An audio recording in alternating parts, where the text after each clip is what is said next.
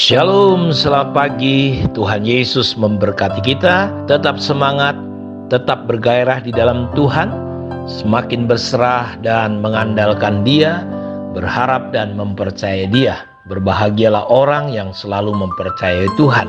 Kita terus sedang belajar bagaimana bertumbuh, berbuah banyak, dan itu sama dengan kita bertumbuh menjadi Kristen yang dewasa, Kristen yang bukan kanak-kanak, tetapi Kristen yang menjadi bapa secara rohani. Karena kebutuhan terbesar hari ini adalah dunia membutuhkan bapa. Ketika dunia kehilangan gambaran daripada bapa di surga, dan iblis untuk menghancurkan dunia, dia tidak perlu menghancurkan apapun. Dia cukup menghancurkan keluarga-keluarga Kristen. Karena itu betapa serius dan pentingnya untuk kita setiap anak-anak Tuhan, umat Tuhan, untuk kita fokus membangun keluarga kita. Jadi gereja seharusnya fokus untuk bagaimana keluarga-keluarga pulih. Keluarga-keluarga khususnya bapak-bapak orang Kristen, bapak-bapak Kristen bisa pulih, bertumbuh menjadi dewasa di dalam Tuhan.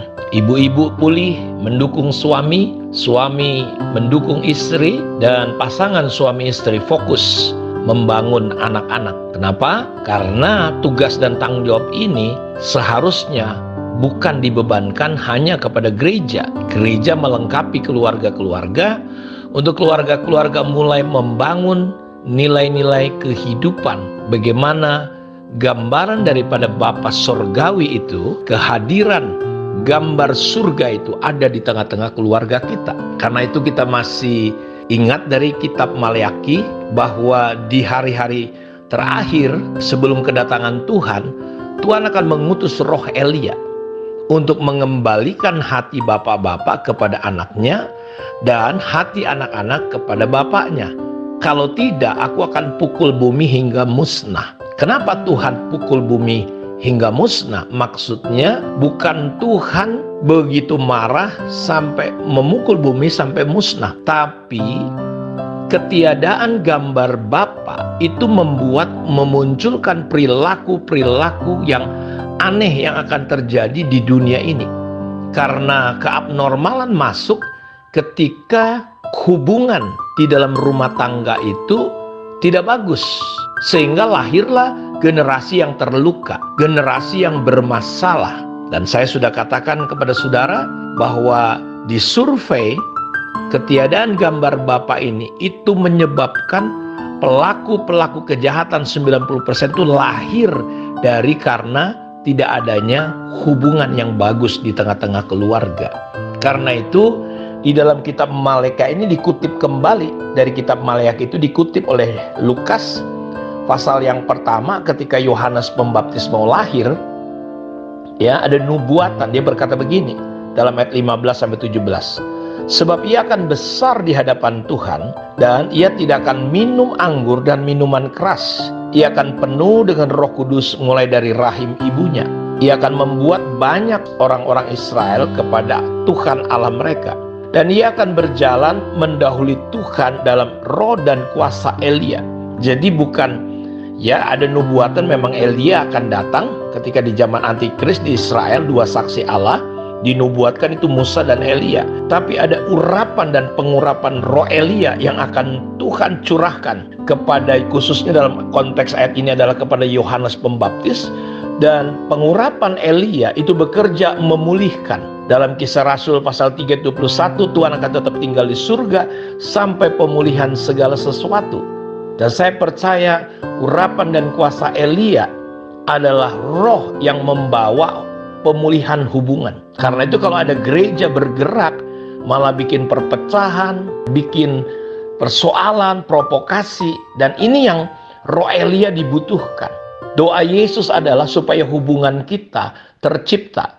Aku berdoa supaya mereka menjadi satu. Ingat saudara, kematian Yesus adalah menghancurkan roh perseteruan, membuat yang jauh menjadi satu, sehingga tidak lagi ada, walaupun berbeda, tidak lagi ada perbedaan, roh penyatuan. Karena itu orang yang memecah belah, dia adalah lawan, walaupun dia namanya Kristen atau apa saja atribut-atribut Kristen.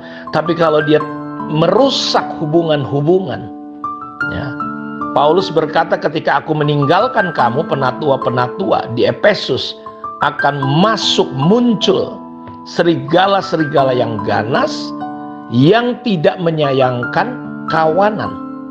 Karena itu kematian Yesus, dia memecahkan, menghancurkan roh perseteruan. Dan roh Elia, urapan Elia adalah urapan yang mengembalikan hubungan. Karena itu apapun gereja kita namanya, harusnya kita luber dengan kasih. Hanya kasih yang bisa menyatukan. Ya. Jadi saudara ingat, tidak ada lagi A, B, C, D, suku ini, gereja ini. Kita satu, tubuh Kristus. Kita tidak boleh terpecah hanya karena beda tepuk tangan atau tidak tepuk tangan, ibadahnya rame-rame atau sunyi senyap. Bukan itu. Seharusnya kita mulai bisa menerima satu dengan yang lain, karena untuk itulah Yesus datang menyatukan kita dalam roh kesatuan, dalam kasih dan penerimaan. Roh Elia itu berfungsi seperti itu. Perhatikan, di sini dikatakan dia akan membuat banyak orang Israel berbalik kepada Tuhan Allah mereka, dan dia akan berjalan mendahului Tuhan dalam roh dan kuasa Elia. Untuk apa? Untuk membuat hati bapak-bapak berbalik kepada anak-anaknya. Dan nah, ini ada perbedaan dari kita melihat hati orang-orang durhaka kepada pikiran orang-orang benar, dan dengan demikian menyiapkan bagi Tuhan suatu umat yang layak baginya. Ketiadaan gambaran tentang Bapa, the fatherlessness is cursed, membuat ya, di sini dia mengembalikan hati orang-orang durhaka.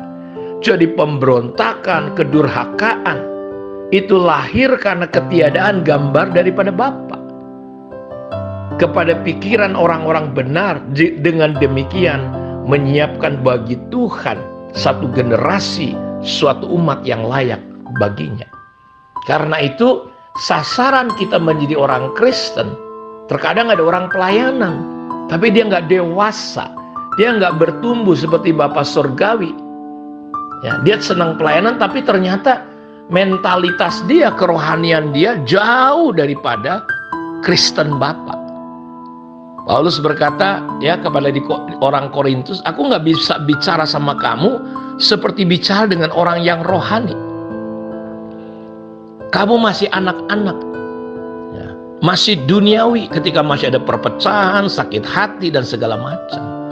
Bagaimana mungkin kita mau melayani perkara-perkara rohani, kondisi kita dan kita masih mempraktekkan bukan hal-hal rohani, tetapi hal-hal daging, ketidakdewasaan, keduniawian.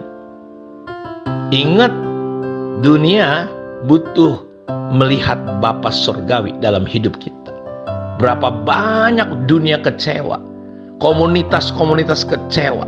Berapa banyak anak-anak Tuhan, orang percaya kecewa. Kenapa? Karena ternyata orang-orang yang lama, yang terlibat dengan pelayanan, mereka masih duniawi, tidak dewasa, tidak bertumbuh menjadi Kristen Bapa. Kapasitas mereka terlalu kecil, rumah hati mereka terlalu kecil, tidak mampu mengayomi 6-12 orang. Bahkan untuk dirinya sendiri pun dia tidak mampu, sehingga dia mudah tersinggung, reaksi-reaksinya sama saja. Sudah berapa tahun sudah jadi orang Kristen, tapi kekristenan kita cuma pelayanan, punya atribut, tapi kita tidak bertumbuh menjadi Bapa. Karena itu saya berdoa, hari-hari ini saya berdoa biar kita berbuah banyak. Kita menjadi orang Kristen yang dewasa penuh, menjadi Kristen Bapa, sehingga kita bisa menunjukkan Tuhan kepada dunia ini. Dan ingat, Allah itu adalah kasih. Saya berdoa Tuhan buka mata hati kita untuk kita terus belajar bertumbuh menjadi seperti Bapa, berbuah lebat, berbuah penuh, berbuah banyak. Tuhan memberkati kita. Mari kita berdoa. Bapa, terima kasih, berkati semua anak-anak-Mu dimanapun mereka berada. Biar firman ini menolong setiap umat-Mu. Ada kebenaran yang memerdekakan, ada inspirasi. Berbicaralah Tuhan kepada kami. Hari ini yang sakit disembuhkan, yang lemah dikuatkan, yang susah dihiburkan, yang terikat dibebaskan. Roh hikmat dan wahyu, pengenalan akan Allah turun, sehingga kami bertumbuh menjadi Kristen yang dewasa penuh. Kami menjadi orang Kristen yang punya kapasitas hidup dan hati seperti Bapa Surgawi. Terpujilah Engkau Tuhan, di dalam nama Yesus kami berdoa. Amin. Tuhan memberkati kita semua. Shalom.